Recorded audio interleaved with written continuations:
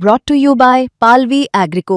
आता शेतीसाठी जे काही लागणार ते घरपोच मिळणार, तेही मोबाईलच्या एका क्लिकवर। भारतीय जनता पार्टीच्या प्रमुख पदाधिकाऱ्यांनी आमच्या लोकांना फसवलं। आता तुमच्या विरोधात आमची लढाई आहे, पण एवढं 100% की भारतीय जनता पार्टीने आमचा घात केलाय, आमचा त्यांनी धोका दिला आम्हाला। धाराशिव नगर परिषदेच्या निवडणुकीत महायुतीची एकजूट दाखवत भाजप आणि शिंदेच्या शिवसेनेनं जाहीर केलेल्या करारावर शेवटच्या क्षणी मोठा घात झाला आहे।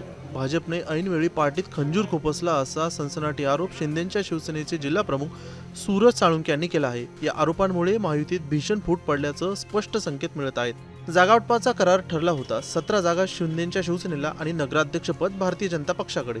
शहरातील जागावाटपाबाबत आमदार राणा जगजितसिंह पाटील आणि पालकमंत्री प्रतापराव सरनाईक यांच्या चर्चा होऊन देखील स्पष्ट फॉर्म्युला ठरला होता। त्यानुसार नगराध्यक्षपद भारतीय जनता पक्षाला, उपाध्यक्षपद व काही सभापती पद शिंदेच्या शिवसेनेला मिळणार होती। तसेच नगरसेवक पदाच्या 17 जागा शिंदेच्या शिवसेनेला मिळणार होत्या। शिवसेनेकडे नगराध्यक्ष आणि उपनगराध्यक्ष अशी दोन्ही पदे 2016 मध्ये असूनही युती धर्माचा मान राखत 17 जागांवर सहमती दर्शवण्यात आली होती। आज अर्ज माघार घेण्याच्या शेवटच्या दिवशी पूर्ण चित्र पलटलं आहे।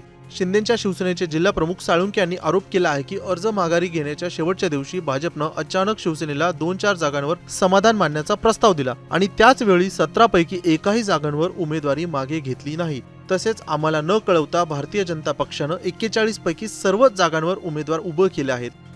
हा स्पष्ट विश्वासघात आणि पार्टीत खंजीर खुपसण्याचा प्रकार आहे असं साळुंखे यांनी म्हटलेलं आहे।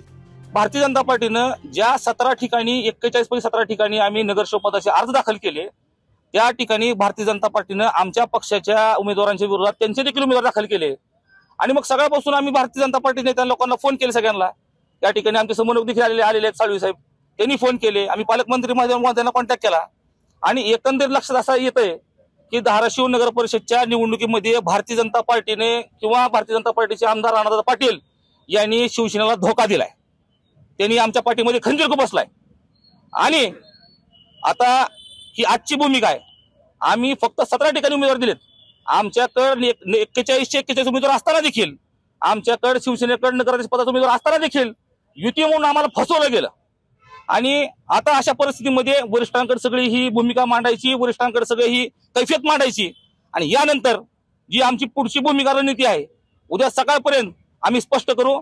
पण या ठिकाणी ठामपणाने सांगतो की भारतीय जनता पार्टीने आम्हाला या ठिकाणी धोका दिलेला आहे। शिवसेना उमेदवारालाच माघारी घेण्यासाठी दबाव देखील देण्यात आला असल्याची माहिती देखील देण्यात आली आहे। शिंदेच्या शिवसेनेच्या एका उमेदवारालाच अर्ज मागे घेण्यासाठी प्रवृत्त करण्यात आल्याचा धक्कादायक आरोप देखील साळुंखे यांनी केला आहे। यामुळे शिंदे गटाची सरळ फसवणूक झाली असा त्यांचा आरोप आहे। महायुतीत तणाव शिगेला पोहोचला असून शिंदेची शिवसेना स्वतंत्र लढण्याच्या तयारीत आहे। या सर्व नाट्यमय घडामोडीनंतर शिंदेची शिवसेना वरिष्ठ नेत्यांसोबत चर्चा करून स्वतंत्र भूमिका घेण्याचे स्पष्ट संकेत दिले आहेत। राष्ट्रवादी काँग्रेस अजित पवार गटाने आधीच स्वतंत्रपणे निवडणूक लढत असल्याने धाराशिवमध्ये महायुतीची मोर्चेबांधणी पूर्णतः ढासळली आहे। सद्यस्थितीमध्ये शिंदेची शिवसेना 16 जागा, भारतीय जनता पक्ष 41 जागेवरती लढत आहे। पुढील राजकीय समीकरणावर याचा सर्व प्रभाव होणार असल्याची शक्यता देखील वर्तवण्यात येत आहे। भारतीय जनता पक्षाच्या अचानक केलेल्या राजकीय खेळीमुळे महायुतीतील अविश्वास वाढला असून त्याचा धाराशिवच्या पुढील राजकारणावर मोठा परिणाम होऊ शकतो। मुंबई तकसाठी गणेश जाधव, धाराशिव।